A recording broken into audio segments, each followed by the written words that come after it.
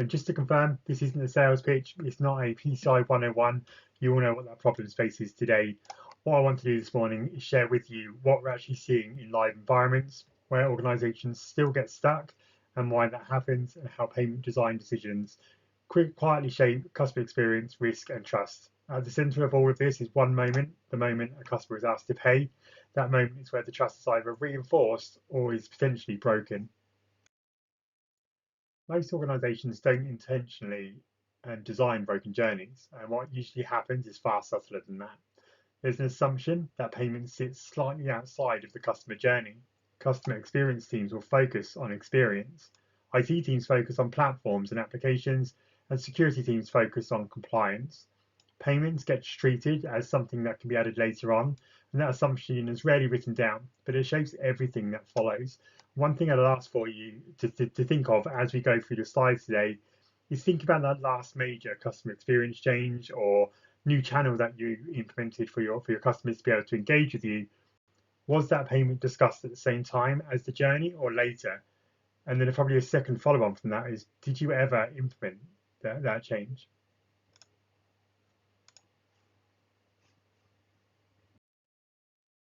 I want to put a statement on the table, something that maybe just divides some opinion. If a customer has to change channel to pay, your customer experience has already failed. And that doesn't mean that teams have failed, and it doesn't mean that PCI is the problem, and it definitely doesn't mean that the technology isn't available. That's exactly why we're all here today. It means the design decision was made, and if it's a design decision, it can be redesigned. This problem is becoming more visible, not less.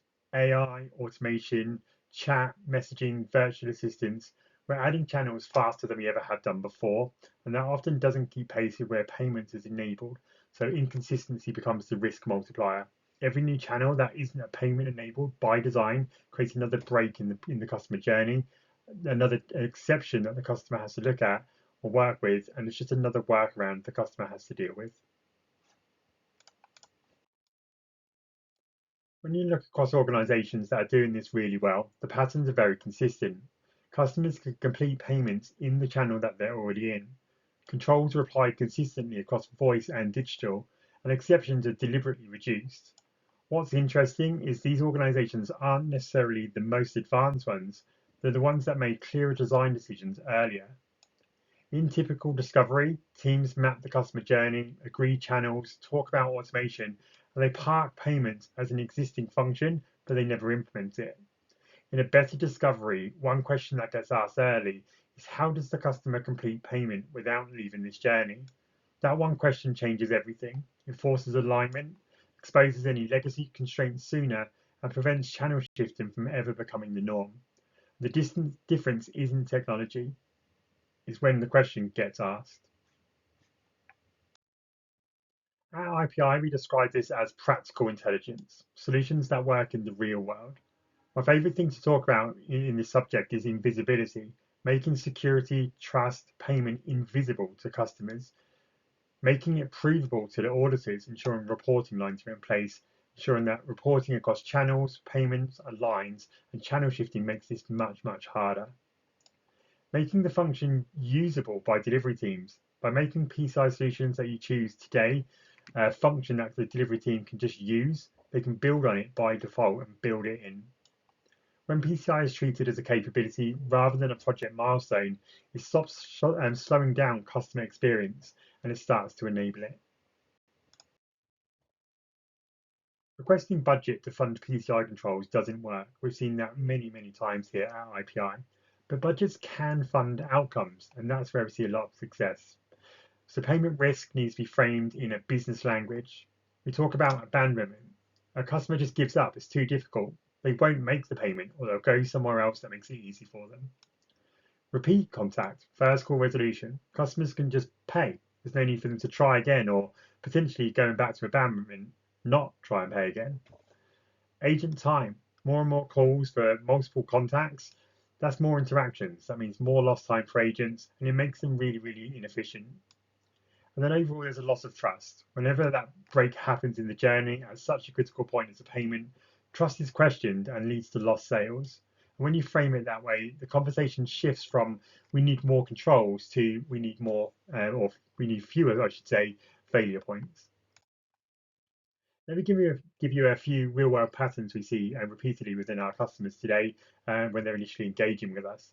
The digital journey gets built, but payment isn't considered, so DTMF has to be bolted on later on.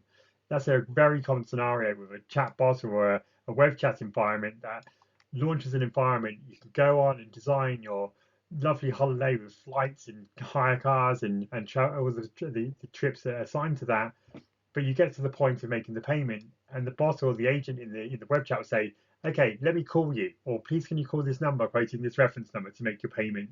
And we see from some of the customers who engaged with previously that more than half of those that transfers or those channel shifts fail, which means it's just total lost revenue.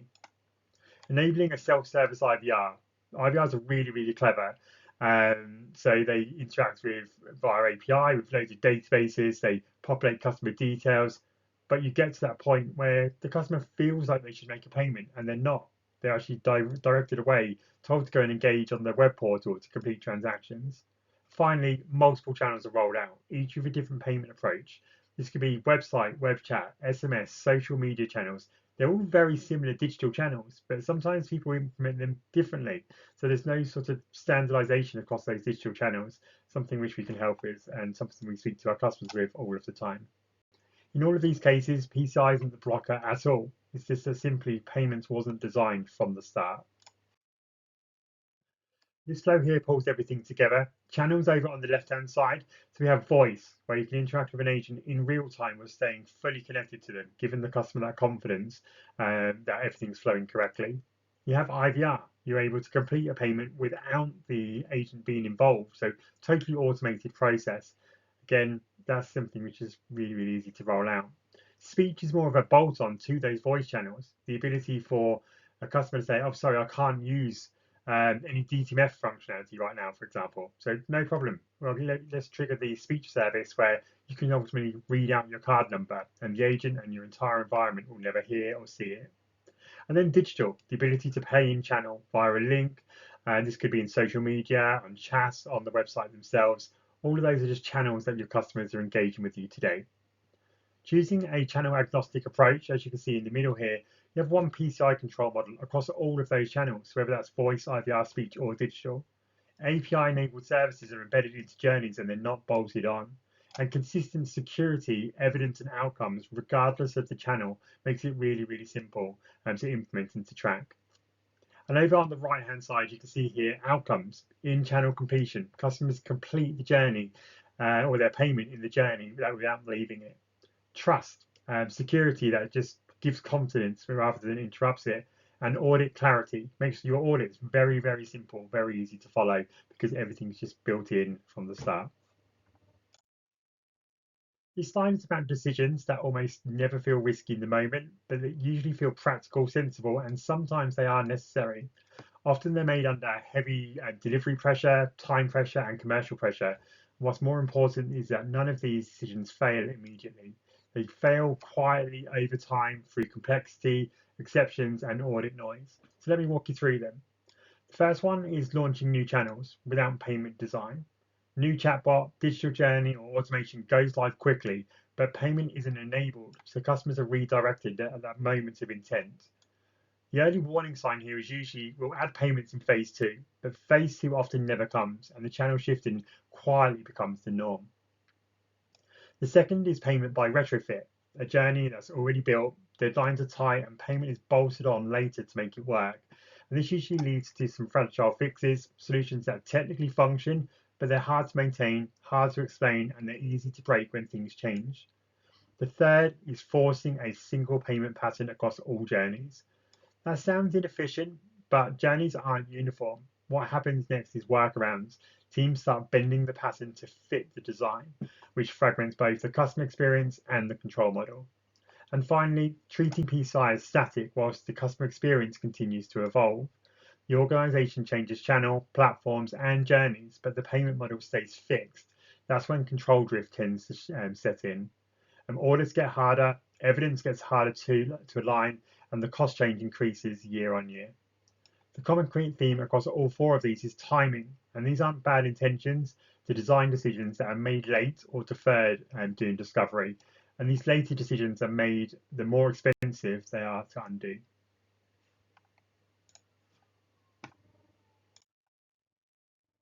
And what does good look like? Now, good doesn't look flashy, not the sexy thing to say in a presentation, but payments just work. It's invisible, and customers don't notice the security. Audits become quieter and easier. So good looks boring. So that's the key thing we're calling out here. Design decisions were made up front. They've already been made. It makes it really, really easy to implement here. So good. What does good look like today? Good looks boring. And before I leave you today with one final question, uh, before the session, let me throw a curveball at you. What if the customer's like me? I like invisible and I like things that make it easier for me to pay. What if the customer wants to use a different payment method to the ones that you have enabled in channel? Now, personally, I love to use Apple Pay all of the time, too much. And in any journey, if I'm given the option to complete a payment using Apple Pay, I'll take that, even if it means sending a prompt or a notification to my device, which could look like a channel shift. Now, that may be an exception, I may be an exception, but although the channel shifting is the focus of today, making things easy and flexible for the customer is something just to always keep in mind behind the scenes. So back to my final question, where are customers having to adapt your payment design today? And is that something you're comfortable with as your contact strategy evolves?